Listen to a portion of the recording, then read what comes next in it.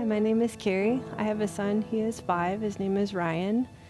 And at 2.5, he was diagnosed with autism and sensory processing disorder. We wanted to start early intervention. Ryan was rubbing his arms all over the walls.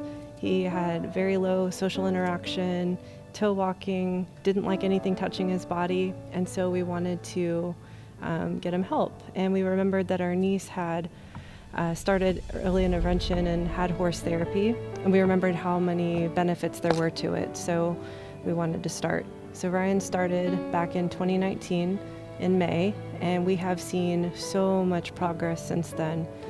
We started off in hippotherapy, which included a small communication device on the horse that Ryan would push and the horse would go.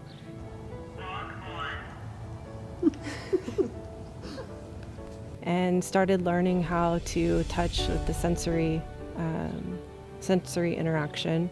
And we graduated from 2 people walking alongside Ryan to having just hardly anyone prompting or needing to be near him on his horse.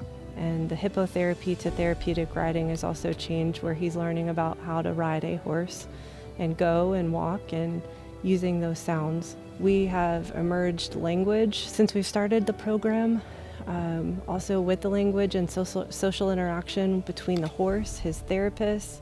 I mean, we have just seen so many great things that we are just super grateful for everything. We have gone from not touching or being okay with anything on his hands to this kid loved dirt, water, and then also the language from using that communication device to saying and sounds of walk on and without prompting. So we have seen a lot of great things. And so I just want to say thank you to the whole All Star Equestrian Foundation family, supporters, caregivers, for having us a part of their family. All the things that we have seen done, Ryan has just beyond soared, and we would love to, help other families have the same impact like we've had to get and start the early intervention. So thank you. I'm Mark Kempkins. My son Daniel Kempkins has Down syndrome, and he's been riding here for a little over 20 years now. My name is Daniel. How old are you, Daniel? I'm 34, How long have you been riding for? 20 years. What do you think about All Star? It is fun. What do you do here? I ride. We started out when he was younger with basketball and baseball and little things like that, and I was looking for something that he and I could do together. So I used to ride horses with my dad, and I thought, well, maybe I could get Daniel some horseback riding lessons and we could go ride together. And so I came here and started getting him some lessons, and I started out just as a parent watching and kind of wishing I was in here with him. And one day they were a little short on volunteers and asked me if I'd come in and help, and I said I would be more than happy to. My son, even though he's been riding here for 20 years, I still notice improvement in his riding skills every year. They continue to teach him something different, and he continues to learn something different. We spend a lot of time riding out in the pasture together now. Our goal was achieved. Danny has his own horse now. It's so great. It's so rewarding. I'd highly recommend that anyone with special needs try a program like this, and especially ours. Hi, my name is John, and I'm father of Monica. And Monica's a rider here at All Star. She's 33 years old, and she's been riding since she was 5.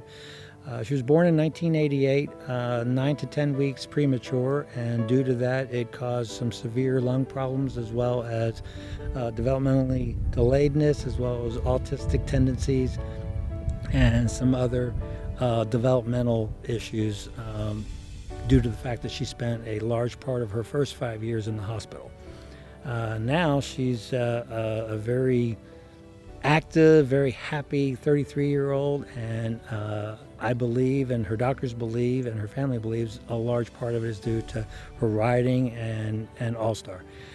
Back when she first started riding, she was in a wheelchair. She was non-ambulatory and non-verbal. And the instructors wanted her to get out of her wheelchair to walk up the ramp and get on the horse. It took a while. It took about 3 to 4 months for that to happen.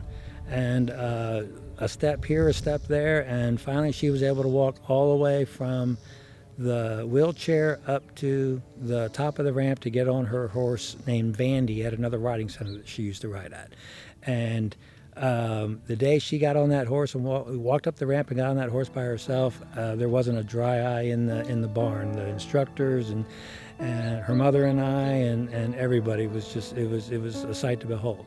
And now you can't slow her down. When we get here for her to ride, or even if it's days when we're not riding, we just come here to do some things here. She's out of the truck and off into the barn without me, and I catch up later. And because everybody here knows her, this is her safe place, and I don't worry about it.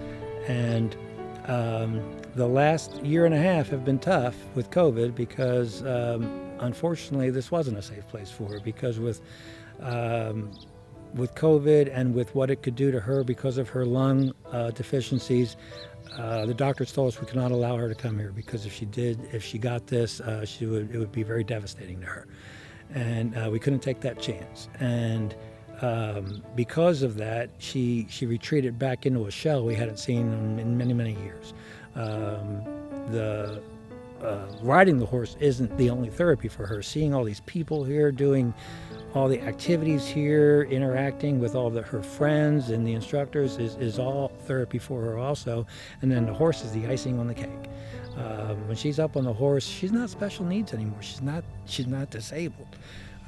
If you've seen her ride at Chisholm Challenge or at any of the other shows that she's ridden in, she's got a wall of ribbons and a wall of trophies to show that she's as competent as any other rider on a horse, and her disability doesn't affect her when she's on a horse. She is out there competing. She has the same heartaches, she has the same happiness as non-special needs riders when she does well, and she knows when she does well, and she knows when she doesn't, and she lets you know about it.